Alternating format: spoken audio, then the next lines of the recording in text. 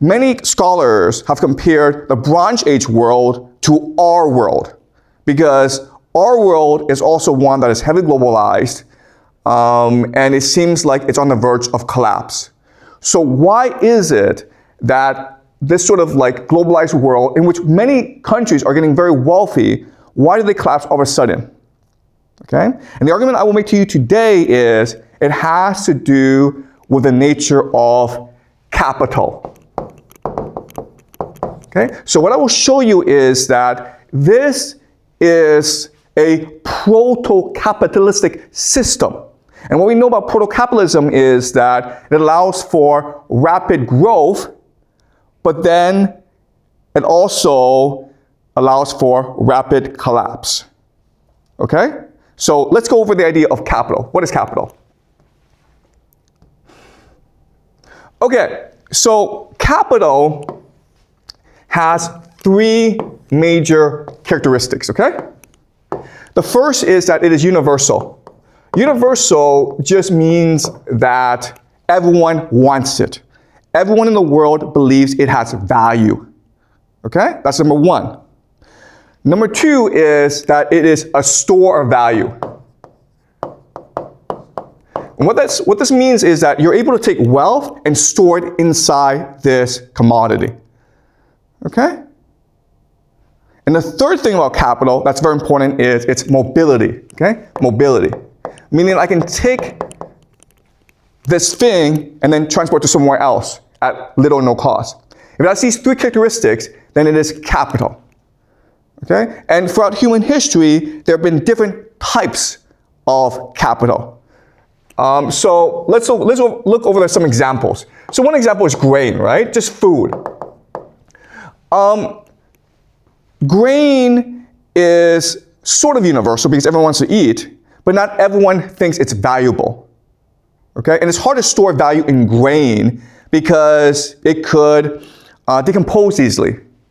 Right? And it's actually hard to transport grain because it's cheap, but it's expensive to transport, okay? And that's why grain never became capital. Now, let's look at cattle. Cattle, like cows and sheep, it's a better form of capital because you can store more value, and it could be universal, but it's actually hard to transport. And that's why cattle never became capital, okay? Now, if you keep on moving on, you get into slaves, right? Human beings.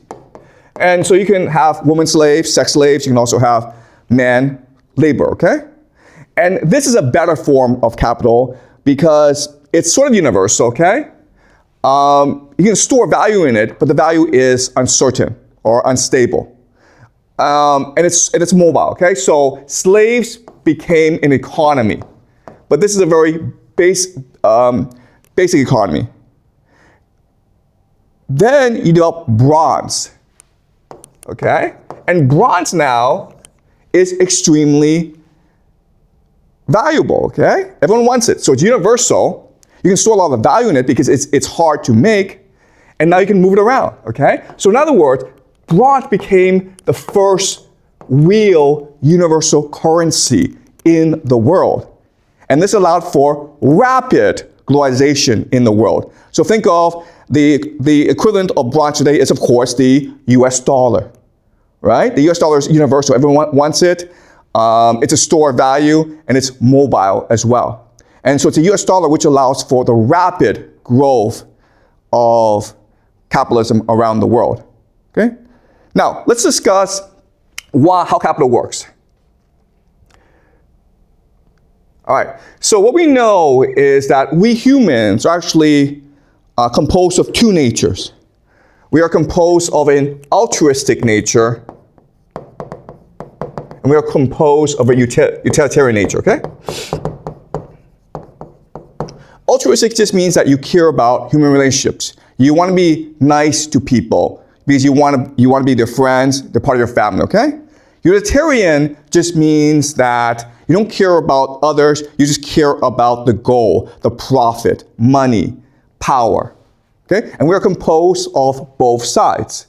So think about when you go to a restaurant, right? If the meal is good, you pay a lot of money for it and you give the waitress a tip. When you go home to dinner and your mother is happy to see you, your mother cooks you a really nice meal and then you say thank you, right? You don't want to do the opposite, right? Where you go to a restaurant and you're like thank you and then you leave. And you don't want to go to your mother's house and like say to your mother, hey, this meal was fantastic, here's $1,000 for you, okay? It would screw everything up, okay? So we have two different natures and we keep them separate. What capital does, that's very interesting, is that it moves us from the altruistic state into the utilitarian state. And at first, that's good. Why? Because when you're altruistic, you don't really want to do anything, okay? Because you don't want to offend other people. So there are lots of villages in the world, and they're static. Why? Because for them, what matters is not change. What matters is harmony. And these villages, it kind of sucks to be an outsider. It kind of sucks to stand out. In fact, there are some traditions in which if you are outspoken, if you are thoughtful, if you like to explore, if you're curious, they will kill you and make you a sacrifice to the gods because they see you as a threat to their social system. Okay, so an altruistic system, it doesn't like change. So if you don't do anything to it, it just stays the way it is. So when you bring capital, people now are more motivated to work hard. People are more motivated to innovate and to explore. So at first this is good, okay? Now you're expanding the system. And then you reach a point of its maximum growth. But then what happens is the scale tips over, okay? And people become too utilitarian. And when you become too utilitarian, you cheat. You don't care about others. And this causes a lot of problems, okay? You start to exploit other people. And so when you become too utilitarian, the system collapses. Okay? Does that make sense? Capital comes in the system and it makes it grow really fast. Once it hits a certain point, then it has to collapse. Okay? So let's use another example. Let's just say that you are a leader of a group of people, and it could be a village, it could be anywhere, okay? And if there's no money involved, what do you care about? You care about status. You care about your reputation. You care about how other people see and perceive you, right? So you care about the feelings of others. Once capital enters the equation, then the way that the leader sees you is different.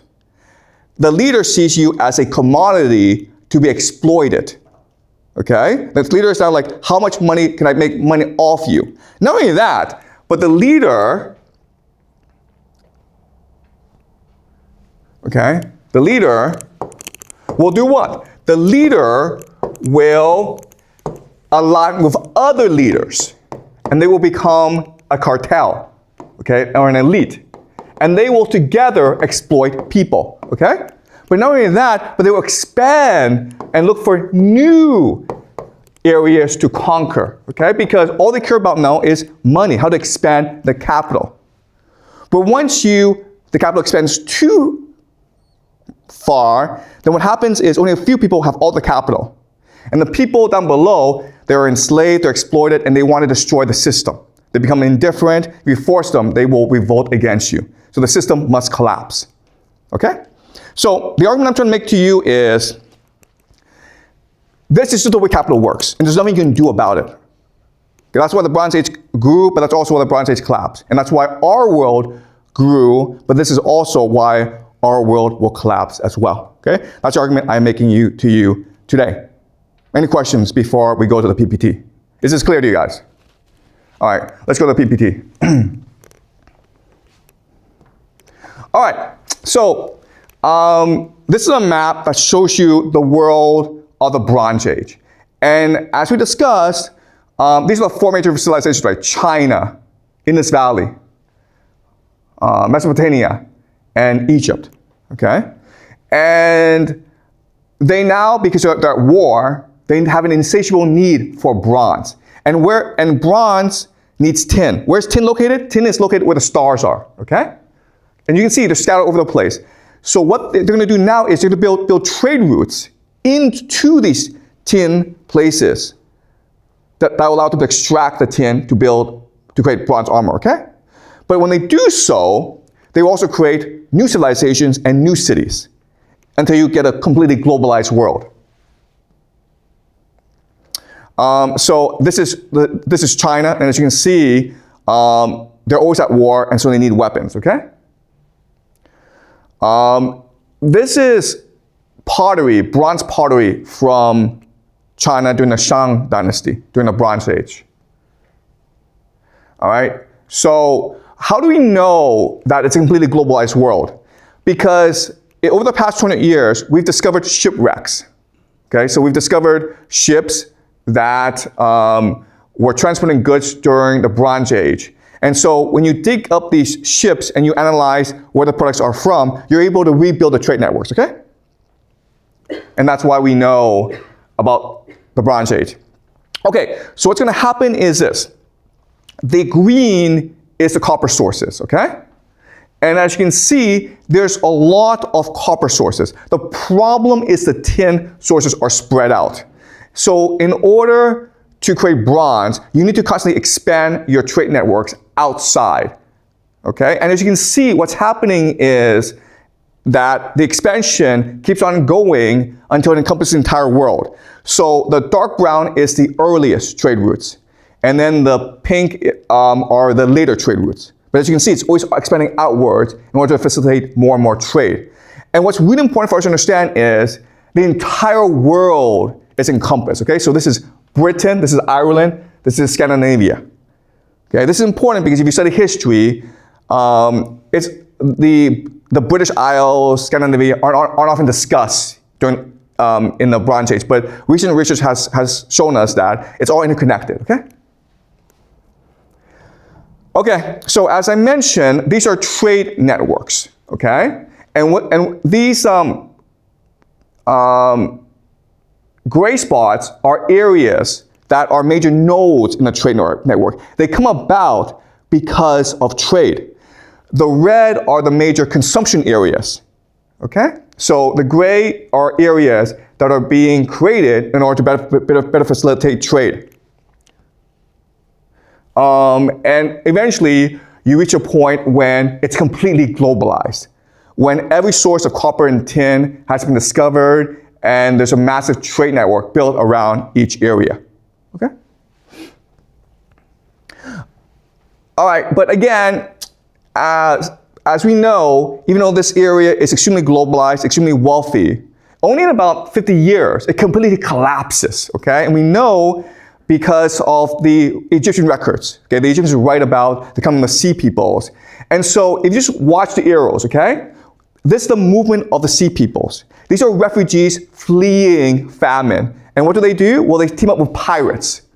Okay? And the pirates and the refugees together overwhelm existing civilization, including the Mycenaeans, okay, present-day Greece, including the Hittite Empire, present-day Turkey, and they keep on attacking, okay? Even from the south, people are attacking the major cities.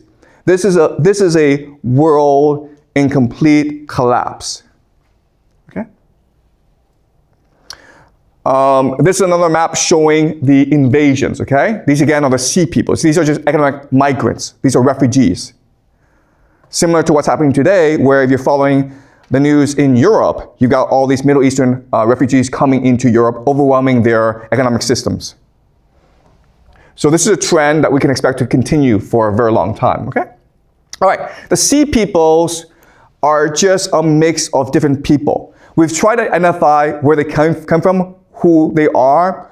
We really don't know, okay? So the assumption is they come from everywhere, and they are being led by pirates who are expert at raiding other nations, okay?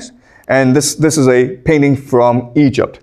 And again, we know because the Egyptians left records of the invasions of sea people. There were at least 3 major invasions of sea people. We're talking like hundreds of thousands of people attacking Egypt at the same time.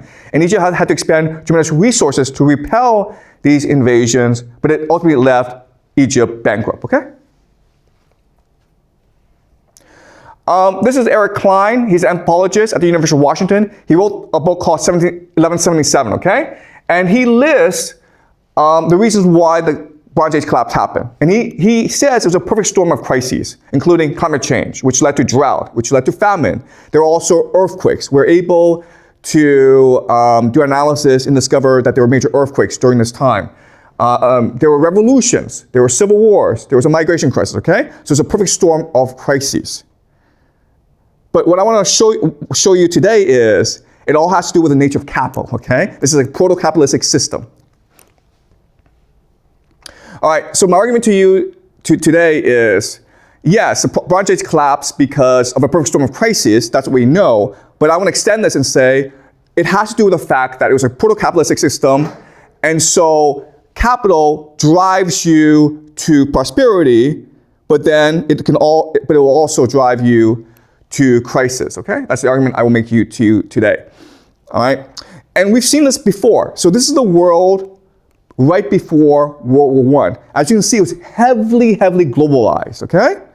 And people thought that because of trade, because of prosperity, we can't go to war, because why would we? And then, you know, a couple years later, World War I, where tens of millions of people died for no reason, okay? Tens of millions of people died for no reason. It was just a slaughter. And what I want to argue to you is that this is a very common thing. And if you look at the Bronze Age collapse in World War I, we are in a very similar situation, where the world is heavily globalized, it's heavily interconnected, but because of the nature of capital, we will probably fall off the edge at some point, okay? And people would argue that we're already reaching this point.